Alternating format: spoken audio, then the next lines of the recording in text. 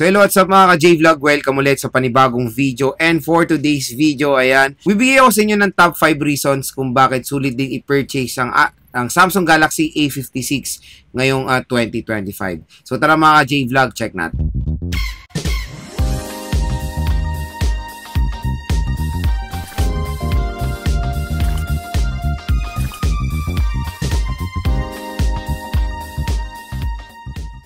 So, shoutout sa mga nakanood ng ating review and first impression sa Samsung Galaxy A56. Ngayon naman mga J-Vlog, gusto ko i-share sa inyo yung top 5 reasons kung bakit maganda or sulit naman i-purchase itong Samsung Galaxy A56. So, itong ang device na to ay yung bagong version ng Samsung Galaxy A series na nilabas ngayon ni Samsung. Meron tayong top of the line na Samsung Galaxy A56. Second is the Samsung Galaxy A36, Samsung Galaxy A26, Samsung Galaxy A16, and Samsung Galaxy A06 5G. So ito nga yung top of the line at nahawakan na rin natin to ng first hand at nakapagbigay naman ako ng thoughts when it comes sa review nito. Ngayon, isi-share ko sa inyo yung 5 reason kung bakit magandang i-purchase ang Samsung Galaxy A56 din naman.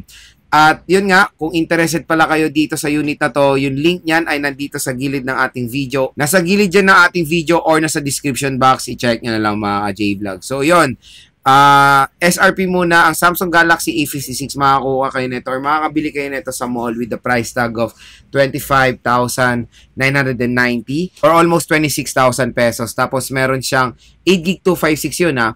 Tapos yung pinakamura is 23,990 with 8GB 128. So tulad nga sa aking review, medyo hindi bagay yung pinakamurang variant niya na 8GB 128 sa kanyang presyo na almost 20,000 pesos. Pero yet again, marami rin namang mga features eto si Samsung Galaxy A56 kung bakit sulit din naman siyang i-purchase. So doon tayo ngayon magfo-focus. Number 1 mga ka-J-Vlog, yung kanyang display. So alam niyo naman si Samsung is very well known yan pagdating sa high quality display.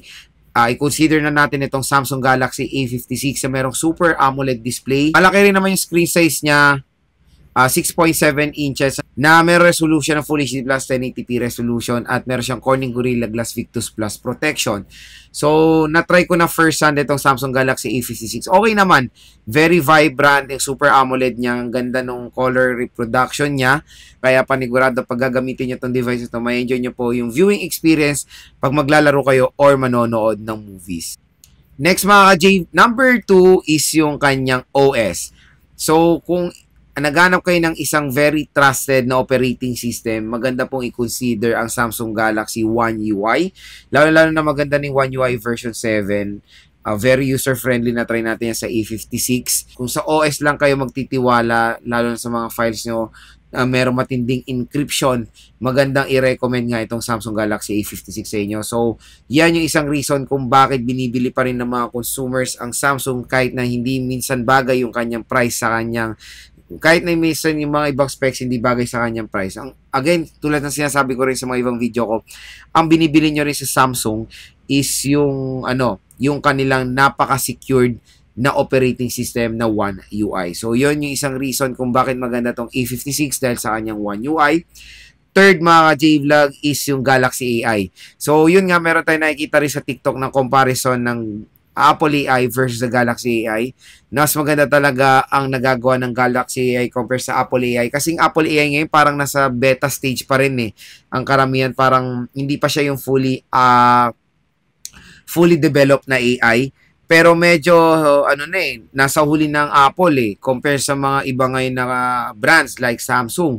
Pagdating sa AI ng kanilang camera, napaka-solid. So yan din yung isang reason.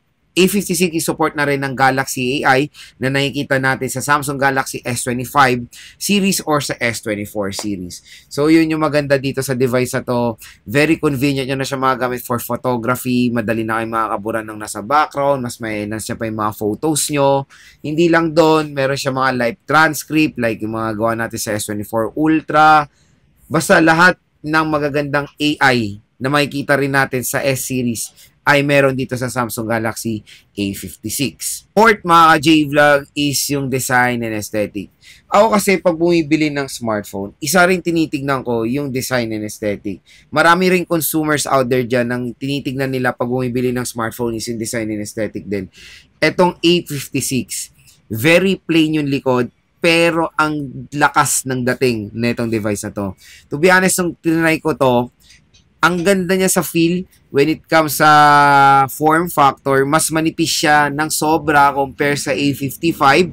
Yan yung isa nilang So, yan din yung isa nilang major na pinagkaiba when it comes sa thickness. Slim design na tong A56 at redesign nga sa camera module. Ang nare-resemblance ko sa camera module ng A56 is yung camera module ng Fold series like the Fold 5 and Fold 6. To be honest, mas slick or very premium yung design ng A56 compare sa A55. So, mas ipiprefer ko to all the way. Itong Samsung Galaxy A56, hindi lang yon, maganda rin yung kanyang protection. Pwede ito malublob sa tubig dahil meron siyang ingress protection 67. Marami pa rin nakikita sa comment, lalo-lalo na sa TikTok na water resistant lang yan. Hindi pwedeng malublob sa tubig. Hindi naman yan waterproof.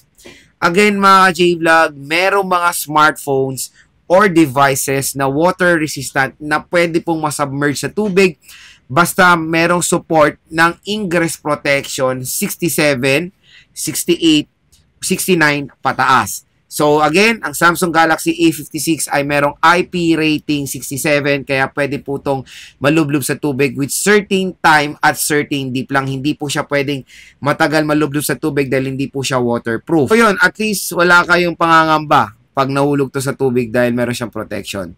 At ang pinakalas mga J-Vlog sa camera niya 50 megapixel. So again, pag tulad ng sinasabi ko sa mga ibang video ko, hindi po basehan ang taas ng megapixel sa ganda ng camera quality. Nakapag-try na ako ng mga few photo samples ng Samsung Galaxy A56. Maganda siya dahil nakakatulong din yung AI niya for the para sa enhancement ng mga photos. At yun nga, ang maganda doon, triple camera siya pero lahat ng lente niya ay useful. Like, meron siyang ultra-wide camera and macro lens. Support pa nila ang 4K video recording. Pati yung front-facing camera ay support din ng 4K video recording. Pero yun nga, yung front-facing camera niya is 12 megapixel. When it comes sa color reproduction naman na ma-offer ng lente ng Samsung, maganda rin naman po yung kanya mapoprovide. So yun mga J-Vlog, yung 5 reasons kung bakit maganda itong Samsung Galaxy A56 i-purchase.